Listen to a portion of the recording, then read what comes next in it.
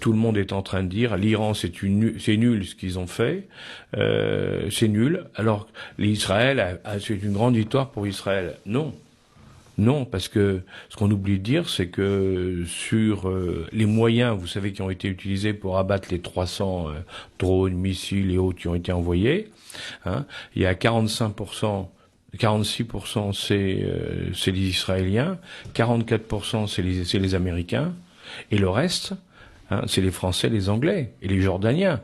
Donc ça veut dire que si jamais Israël s'était retrouvée toute seule face aux 300 missiles, il y aurait eu un phénomène de saturation du dôme de fer qu'est là, et à ce moment-là, il y aurait eu plus de cibles touchées. Donc ça, pour moi, rien que ça pose un vrai problème. Personne n'en parle. Personne n'en parle parce que ça gêne tout le monde.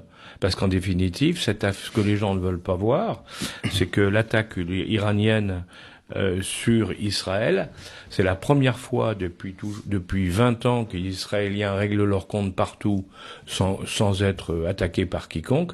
C'est la première fois qu'on leur dit maintenant ça suffit. Vous avez tapé sur un consulat, vous avez tué 10 personnes, dont des hauts gradés iraniens.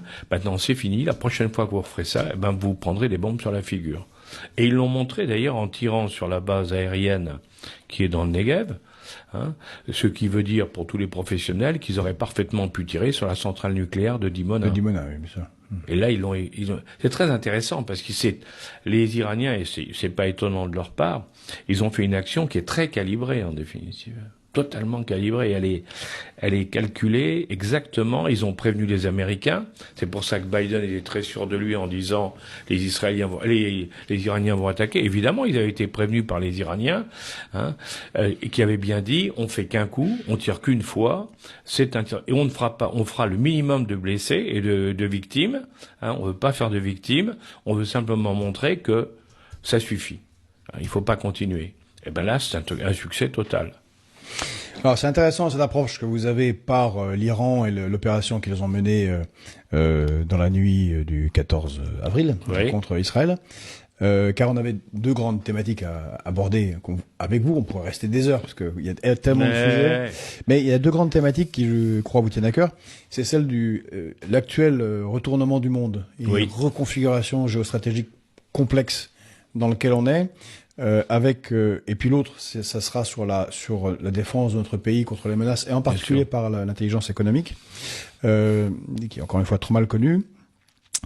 Mais peut-être que un des problèmes, c'est que on a eu un Occident qui a dominé le monde culturellement, pendant 5 siècles, et qu'on n'arrive pas à voir, ou plutôt on a des élites qui sont tellement, peut-être parfois avec une forme de racisme, de supériorité, plutôt de sentiment de supériorité. Oui. On ne voit pas l'évolution. Je dirais sentiment de supériorité parce que pour moi c'est ça, c'est pas du racisme. Non, voilà, mais par contre oui, nous avons tellement, mais c'est un peu le problème des Israéliens dont je parlais tout à l'heure.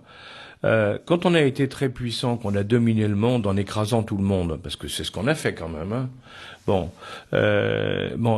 pense que ça continuera, quoi. On a beaucoup de mal à admettre que les choses changent et que on a peut-être été très puissant à un moment, mais que maintenant c'est fini ou c'est en train de finir. Et personne n'a envie que ça finisse, si vous voulez. Mais alors, du coup, il y a une partie des gens qui sont réalistes, un petit nombre, hein, réalistes, et qui disent oui, les choses sont en train de changer, il faut l'admettre. Hein. L'Asie est en train de prendre le pouvoir économique et politique dans le monde. Pour y revenir si vous voulez, hein, par rapport aux Occidentaux, par rapport aux États-Unis et à l'Europe. Et puis vous en avez d'autres, par contre, qui est dans un déni total, disent c'est pas vrai, on va continuer, on est les meilleurs. Moi, c'est ce que j'appelle, c'est des adorateurs du nombril. Vous savez, ils se regardent le nombril et ils disent qu'est-ce qu'on est beau. Le problème, c'est que c'est pas le monde, c'est pas ça. C'est pas en se regardant soi-même qu'on pourra diriger le monde. Le monde, c'est autre chose. Et le monde est en train de changer parce que les paramètres qui étaient les nôtres sont en train d'exploser les uns après les autres. Alors, quels sont justement pour vous les grands marqueurs, si on une listing de qu'est-ce qui caractérise ce chambardement? Il y en a plusieurs, si vous voulez. Il y a d'une part sur le plan économique d'abord, parce que l'économique est quand même un élément essentiel dans l'histoire. Bien sûr. Partout.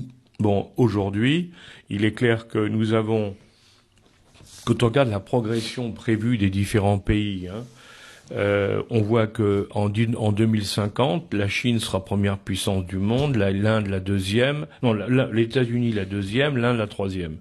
Hein, et on voit que 25 ans plus tard, enfin en 2075, prévision du FMI, hein, prévision des Occidentaux. Hein, faut être clair, comme ça il n'y a pas de.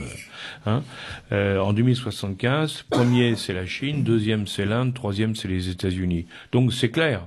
Et nous, en 2050, il n'y a plus que l'Allemagne, en Europe, hein, il n'y a plus que l'Allemagne qui serait la 9e puissance mondiale, mais comme elle est en crise, en récession depuis l'année dernière, il est à craindre qu'elle ne soit même plus dans les 10 premières. Donc il n'y aura plus un pays européen dans les 10 premiers dans 10 ans. Dans 15 ans, pardon. Donc ça pose quand même un sacré problème. Hein, donc l'économique comme premier marqueur. Alors ça, c'est le premier problème, c'est économique. Bon, le deuxième, c'est... Alors là, c'est terrible pour nous, mais il faut le reconnaître. On a envahi, depuis 1450, hein, on a envahi le monde par la force militaire, hein, partout. Faut arrêter, on n'est pas venu... certes, il y avait les religieux qui arrivaient derrière, mais le principal outil, c'était la force militaire. On a envahi le monde, on a imposé notre système. Très bien. En imposant notre système, on a imposé nos valeurs. Et on a cru que nos valeurs étaient universelles parce qu'on les avait imposées au monde entier. C'est-à-dire qu'elles ne sont pas naturellement universelles, ce sont les valeurs européennes et occidentales qu'on a cru universelles parce qu'on les a imposées aux autres. Alors maintenant, qu'est-ce qui se passe? Eh ben, ces valeurs, ils n'en veulent plus. Oui. Donc ça, c'est un bouleversement très important, un bouleversement considérable au niveau des pays, au niveau des populations.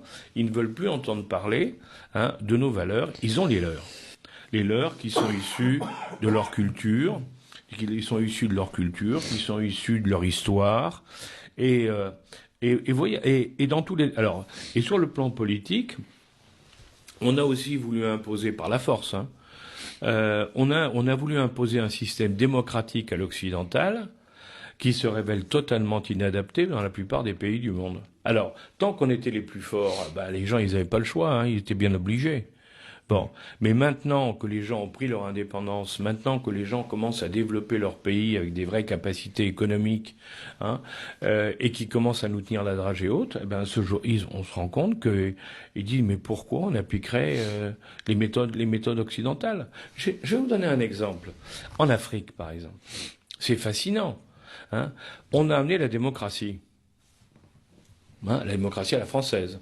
On a même été, on l'a vu au Sénégal il y a peu de temps, hein, on a même été à dire au président du Sénégal, et avant on l'avait dit à d'autres, attention, hein, vous pouvez reprendre 3 ans ou 5 ans et vous représentez qu'une seule fois. Parce que ça, c'est la règle. Elle vient d'où cette règle? Elle vient de chez nous. Elle n'est pas une règle générale. Mais là où ça devient intéressant, c'est qu'en Afrique, comment ça se passe en Afrique? En Afrique, vous avez des chefs de village, des chefs de tribus, des chefs d'ethnie. Hein, à tous les niveaux, c'est à vie.